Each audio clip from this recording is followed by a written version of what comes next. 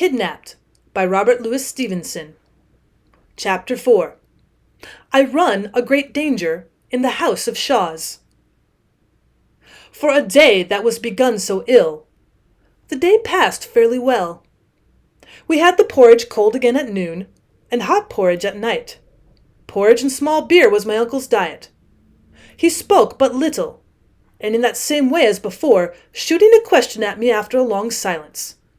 And when I sought to lead him to talk about my future, slipped out of it again. In a room next door to the kitchen, where he suffered me to go, I found a great number of books, both Latin and English, in which I took great pleasure all the afternoon.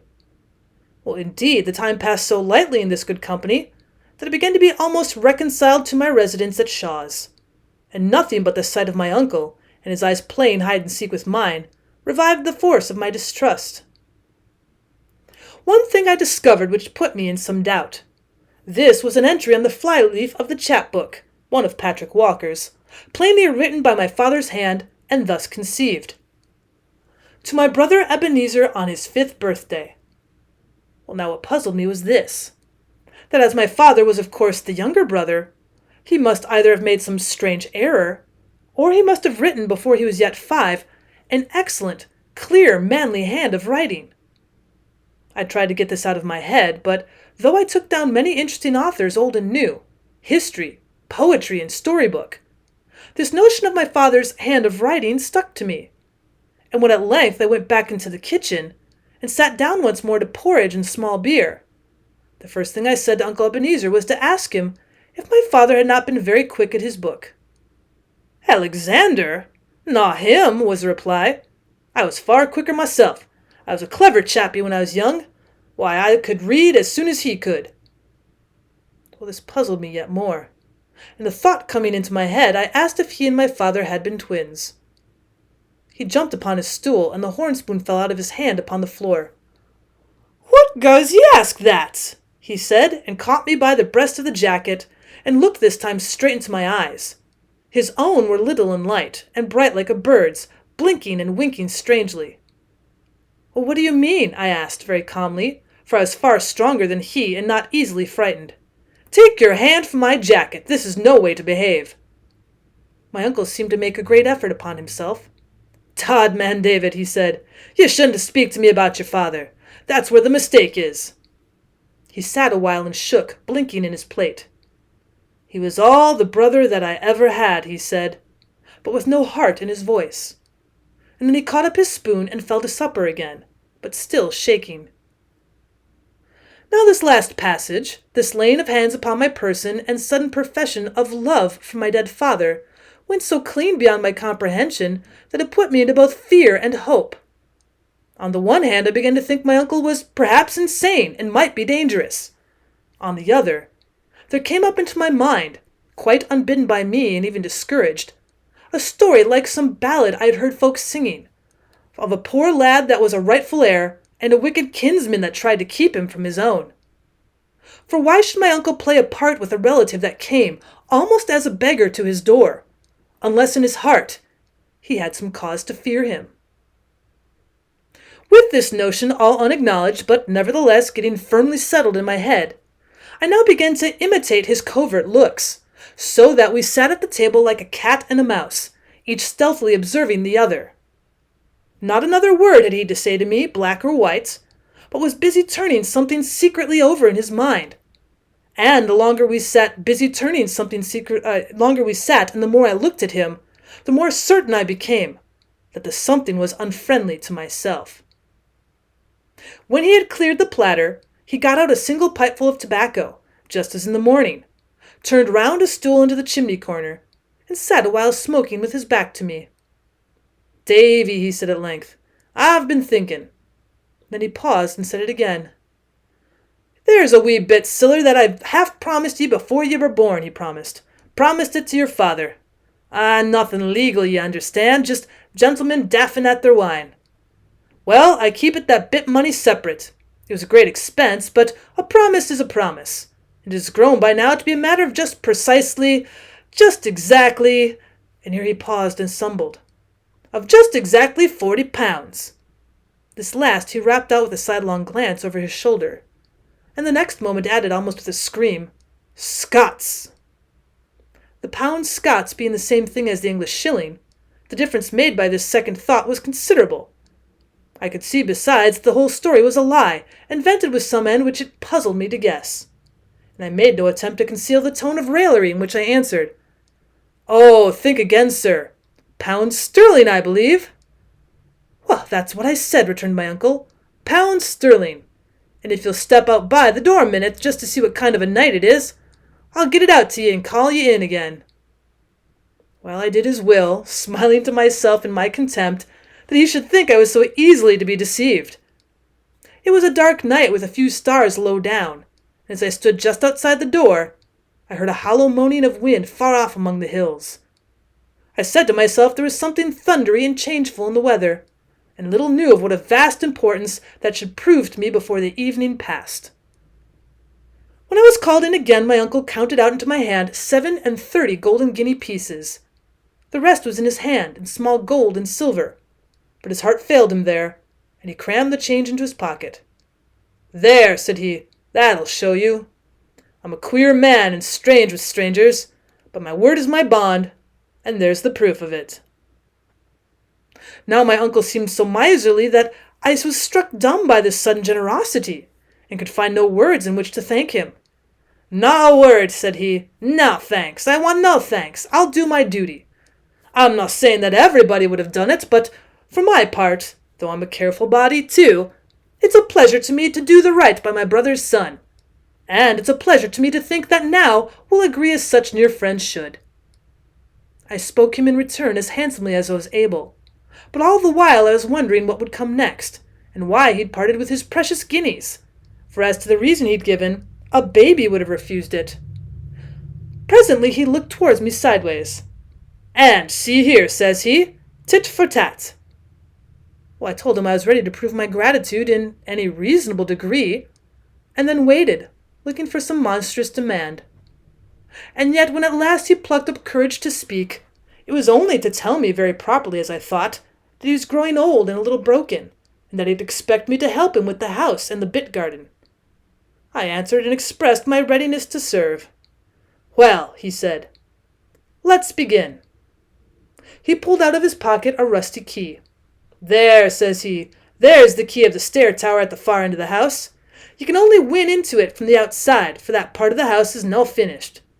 Gang ye up there and up the stairs, and bring me down the chest that's at the top.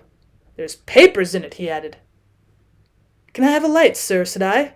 "No," said he very cunningly, "no lights in my house." "Well, very well, sir," said I. "Are the stairs good?" "Oh, they're grand," said he, and then as I was going, "Keep to the wall," he added. "There's no banisters, but the stairs are grand underfoot." So out I went into the night. The wind was still moaning in the distance, though never a breath of it came near the house of Shaw's. It had fallen blacker than ever, and I was glad to feel along the wall till I came the length of the stair-tower door at the far end of the unfinished wing.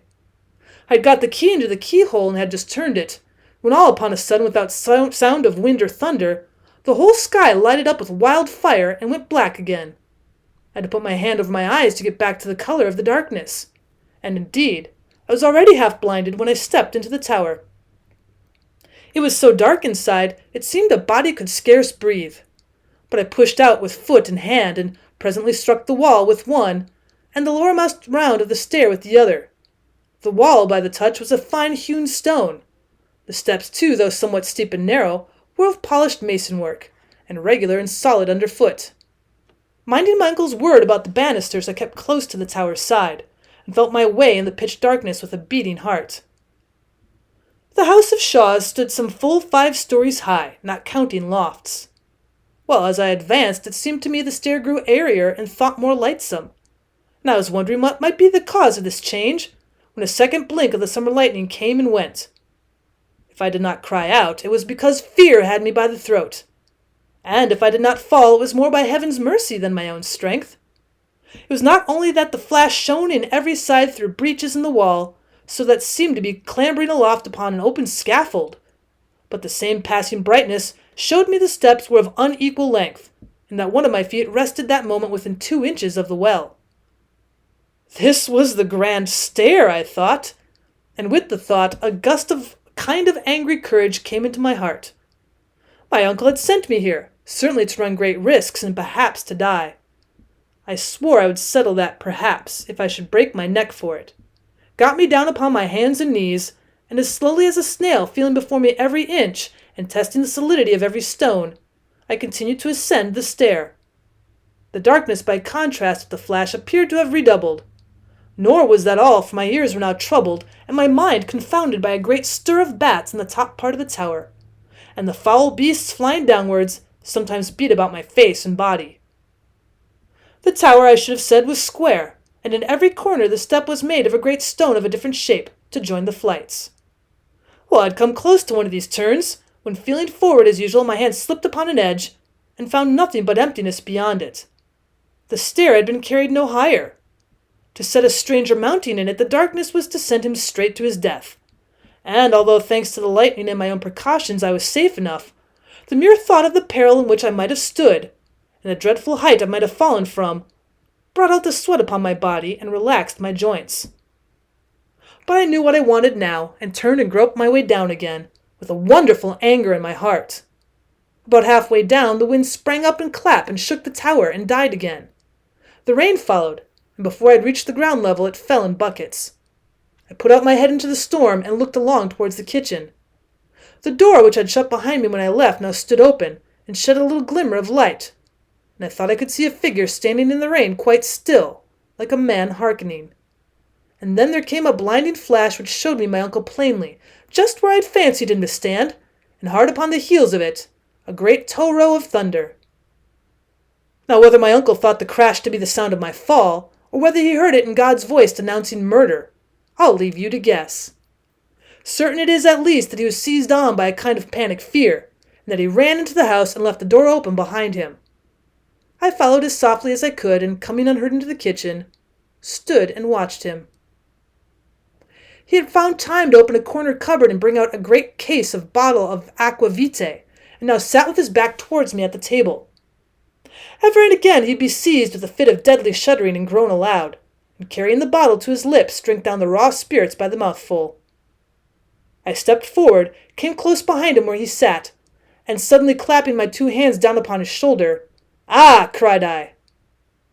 My uncle gave a kind of broken cry like a sheep's bleat, flung up his arms, and tumbled to the floor like a dead man. I was somewhat shocked at this, but I had myself to look to first of all, and did not hesitate to let him lie as he had fallen. The keys were hanging in the cupboard, and it was my design to furnish myself with arms before my uncle should come again to his senses and the power of devising evil. In the cupboard were a few bottles, some apparently of medicine, a great many bills and other papers which I should willingly enough have rummaged, and had I the time, and a few necessaries that were nothing to my purpose. Thence I turned to the chests. The first was full of meal, the second of money bags and papers tied into sheaves, and in the third with many other things, and these for the most part clothes, I found a rusty, ugly-looking Highland dirk without the scabbard. This then I concealed inside my waistcoat, and turned to my uncle. He lay as he had fallen, all huddled, with one knee up and one arm sprawling abroad. His face had a strange color of blue, and he seemed to have ceased breathing. Fear came on me that he was dead, and then I got water and dashed it in his face, and with that he seemed to come a little to himself, working his mouth and fluttering his eyelids. At last he looked up and saw me, and there came into his eyes a terror that was not of this world. "Come, come," said I, "sit up." "Are ye alive?" he sobbed. "Oh, man, are you alive?" "That am I," said I, "small thanks to you." He had begun to seek for his breath with deep sighs. "The blue vial," said he, "in the armory, the blue vial." His breath came slower still. I ran to the cupboard, and sure enough found there a blue vial of medicine, with the dose written on it on a paper, and this I administered to him with what speed I might. "It's the trouble," said he, reviving a little. "I have a trouble, Davy. It's the heart." I set him on a chair and looked at him. It is true I felt some pity for a man that looked so sick, but I was full besides of righteous anger, and I numbed over before him the points on which I wanted explanation. Why he lied to me at every word, why he feared that I should leave him, why he disliked it to be hinted that he and my father were twins. Is that because it's true? I asked. Why he'd given me money to which I was convinced I had no claim. And last of all, why he tried to kill me. He heard me through all in silence, and then, in a broken voice, begged me to let him go to bed. I'll tell ye the morn, he said. As sure as death I will. And so weak was he that I could do nothing but consent. I locked him into his room, however, and pocketed the key, and then returning to the kitchen, made up such a blaze as had not shone there for many a long year, and wrapping myself in my plaid, lay down upon the chests, and fell asleep.